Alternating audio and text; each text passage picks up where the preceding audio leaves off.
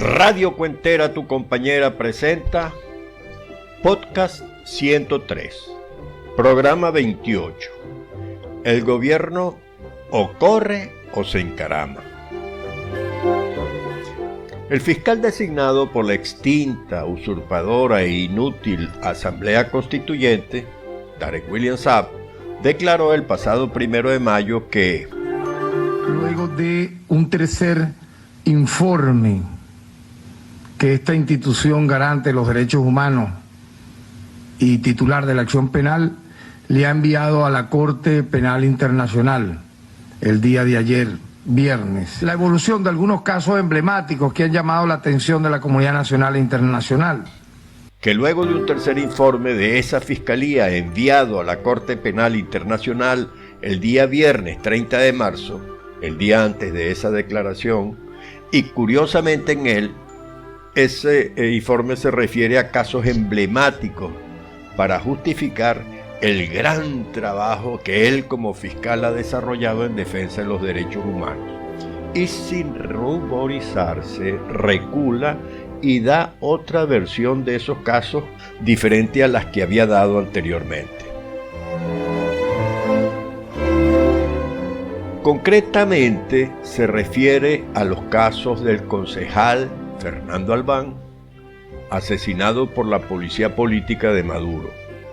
El caso del capitán de fragata Rafael Acosta Arévalo, torturado y asesinado también por la policía política de Maduro, y el caso del joven Juan Pablo Pernalete, asesinado en la Plaza Altamira por la Guardia Nacional, fuerza de represión política de la Fuerza Armada, y que está al servicio de la tiranía pesuvista. Este crimen ocurrió durante las manifestaciones de protesta del año 2017.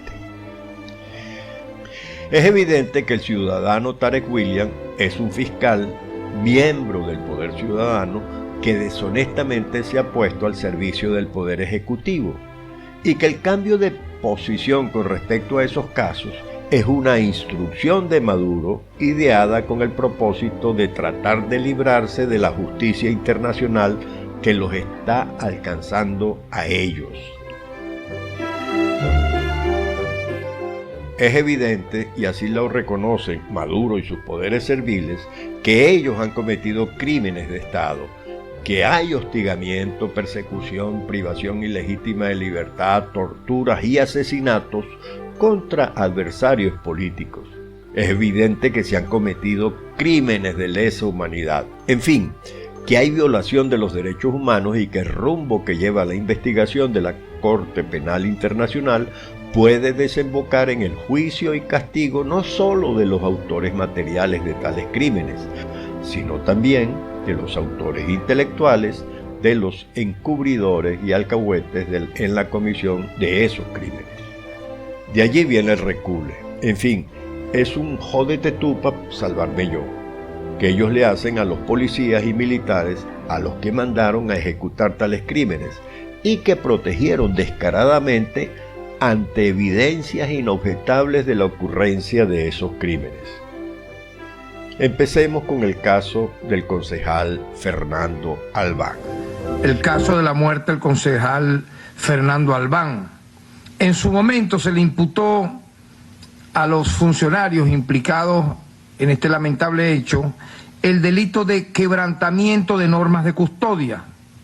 El Ministerio Público solicitó la nulidad por observar violaciones de garantías constitucionales y siendo acordadas dichas nulidades por el tribunal, la causa se retrotrajo hasta la fase de investigación.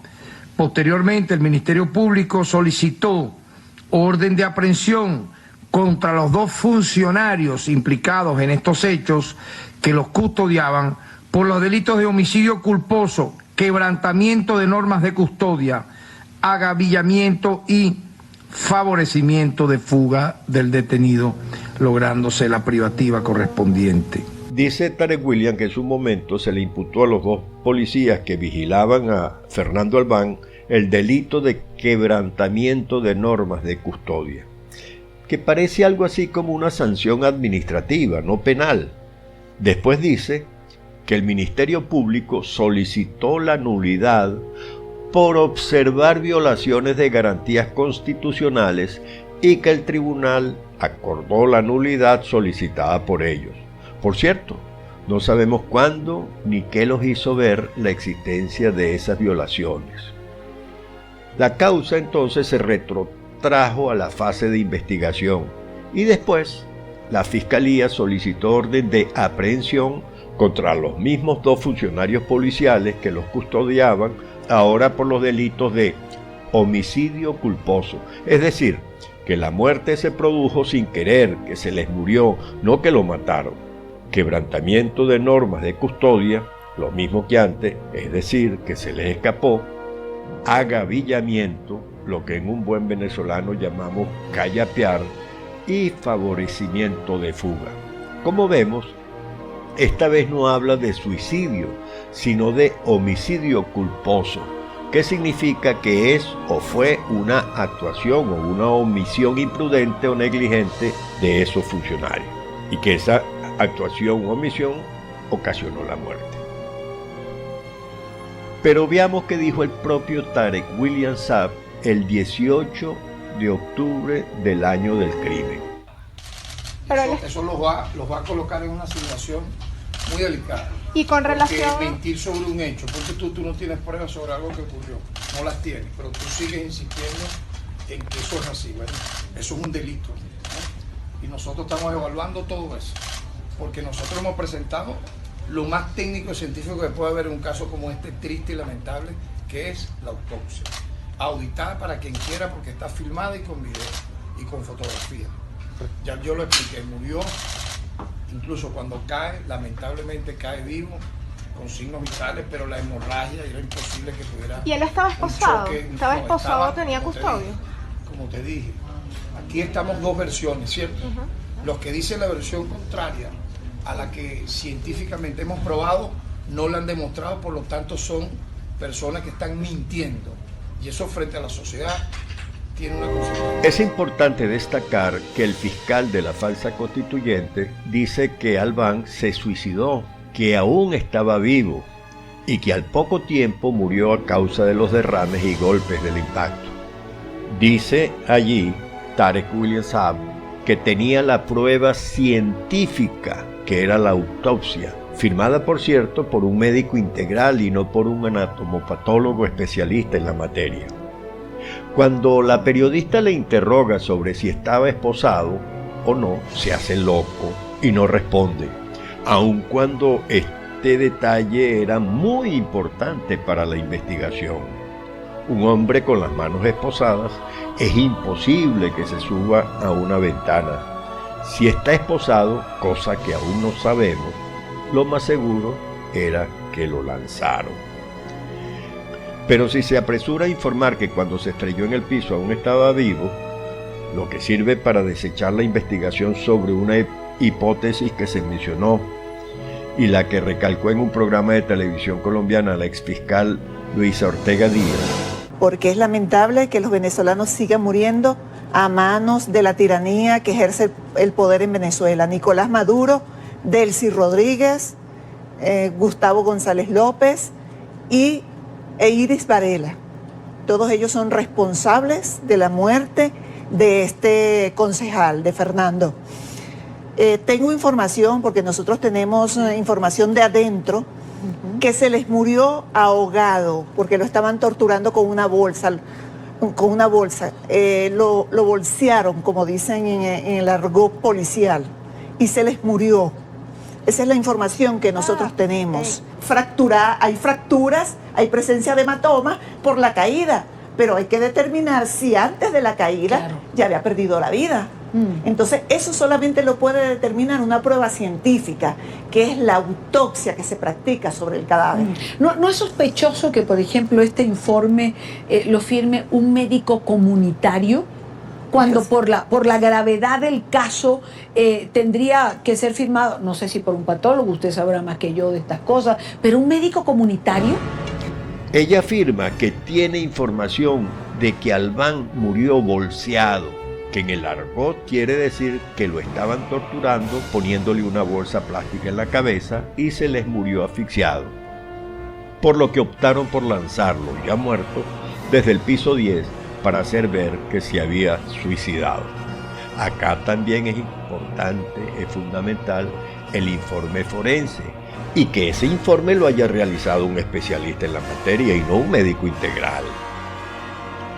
Todavía no está dicho ni investigado todo sobre ese horrendo crimen político. Y decimos que es un crimen político porque Fernando Albán fue arrestado el 5 de octubre de 2018 en el aeropuerto de Maiquetía a su llegada de Nueva York, donde participó en reuniones con otros dirigentes de Primero Justicia y fue señalado de ser sospechoso de haber participado en el atentado del 4 de agosto, aquel con el famoso dron contra Maduro, donde corrieron valientemente nuestros militares. La entonces portavoz del Comisionado para Derechos Humanos de las Naciones Unidas, Rabina Shamdasani, el 9 de octubre de 2018, transmitido por el canal alemán Deutschland Welle, lo dijo muy claro. Entre comillas va la cita. La obligación del Estado es clara, es decir, Fernando Albán estaba bajo custodia estatal. El Estado tiene la responsabilidad de velar por su seguridad y por su integridad y dignidad personal. Nos preocupa la noticia de su muerte y que no haya sido presentado ante un juez en 48 horas como exige la ley venezolana. Pero también Diosdado Cabello, en Venezolana Televisión, en su programa 226 del 11 de octubre de 2018, afirma que el fiscal general Tarek William Saab señaló ese mismo día del programa que según la autopsia que habían hecho y que él tenía, no había ninguna muestra de golpes o lesiones distintas a las que una persona sufre de haber caído de una altura de 10 pisos, dejando ver la manipulación burda e inmoral del mensaje que pretende transmitir Diosdado Cabello. Diosdado reconoce que Albán murió por haber caído de un 10º piso, pero no le importa un carrizo cómo se produjo esa caída. Y como se ha hecho costumbre, ningún militante, simpatizante o diputado nacional ni regional del PSUV y de los aliados del chavismo-madurismo se sumó a la petición de familiares y amigos de abrir una investigación seria.